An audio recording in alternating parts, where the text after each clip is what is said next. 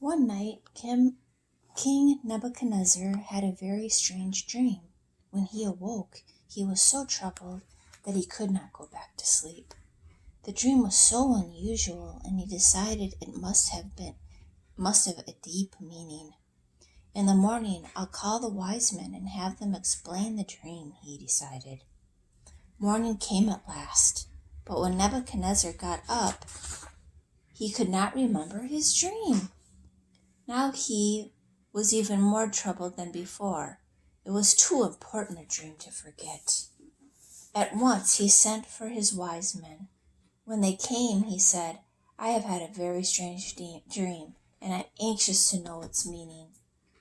"O king, live forever," the wise men said. "Tell us your dream, and we will tell you what it means." "But I have forgotten the dream," the king answered. "If you do not tell me what I dreamed and what it means, you shall be killed. If you tell me my dream and explain its meaning, I will give you rich gifts and great honor." How puzzled the wise men were. Surely the king was being unfair. How could any person know what someone else had dreamed and forgotten? A second time, the wise men said, "But you must tell us the dream before we can explain it to you." Nebuchadnezzar became very angry. After accusing them of putting off answering in order to gain time, he decreed that all the wise men of Babylon should be killed. At once he sent Uriah, the captain, to the guard to get all the wise men. Daniel and his 3 friends had heard nothing of the king's decree until Uriah came to take them. When Daniel heard what had happened, he asked to see the king. At the palace, he told Nebuchadnezzar, "If you will give me a little time, I will find out what the dream was and explain its meaning." The king agreed.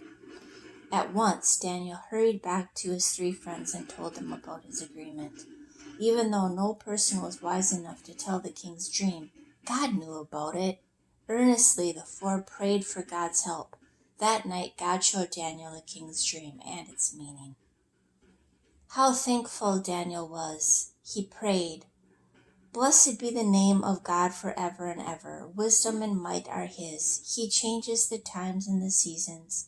He removes the kings and sets them up. He gives wisdom to the wise and knowledge to those who understand. He reveals the deep and secret things. He knows what is in the darkness and what is in the light. I thank you and praise you, O God of my fathers. You have given me wisdom and might. You have answered our prayer, for you have made me know about the king's dream." Quickly, Daniel went to Uriah, the captain of the guard, and said, "Do not kill the wise men, but take me to the king. I can tell him his dream." Uriah, too, was glad.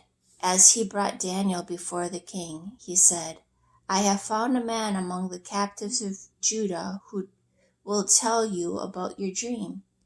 Daniel told Nebuchadnezzar, "The secret you want to know is one that no man could tell you, but there is a God in heaven who knows all secrets. He has told me about your dream." The king listened closely, and Daniel said, "O king, when you went to bed, you wondered what would happen in the future. Then you fell asleep, and God showed you what would happen.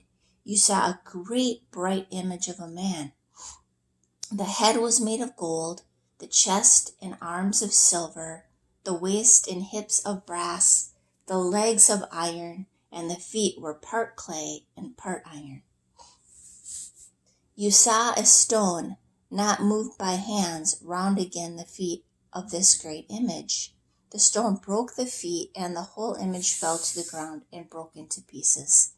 The pieces were all fine as dust, and the wind blew them away. While you watched, the stone grew bigger until it became a mountain and filled the whole earth." The king nodded. Now he remembered his dream. Daniel had told it exactly right. "Now I will tell you what the dream means," Daniel said. God wants to teach you through this dream. The great image represents the 4 great kingdoms of the earth. Your kingdom is first, the head of gold. After you will come a lesser king, represented by the chest and arms of silver. The 3rd kingdom is shown by the parts of brass, and the 4th by the iron legs and feet. At first, this 4th kingdom will be strong, but it will become weaker, as shown by the iron feet and clay feet. In the days of these kings, said Daniel, God will set up a kingdom that will never be destroyed. His kingdom is represented by the stone, but moved with hands that rolled against the image. God will increase his kingdom until it fills the whole earth, and every other kingdom will be broken into pieces. This, O king, is the meaning of your dream. Nebuchadnezzar was amazed how wise Daniel was.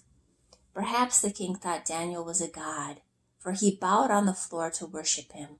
Daniel reminded the king that it was the God of heaven who had told Daniel the dream and its meaning. Nebuchadnezzar said, "Surely your God is a God of gods and a Lord of kings and a revealer of secrets." To Daniel the king gave many gifts and made him ruler of all the province of Babylon. From that time on, Daniel was the head of all the wise men in the kingdom. Because Daniel had told the king's dream, none of the wise men were killed. At Daniel's request, his 3 friends were made governors of the land. These young men were given Chaldean names. The king knew them as Shadrach, Meshach, and Abednego.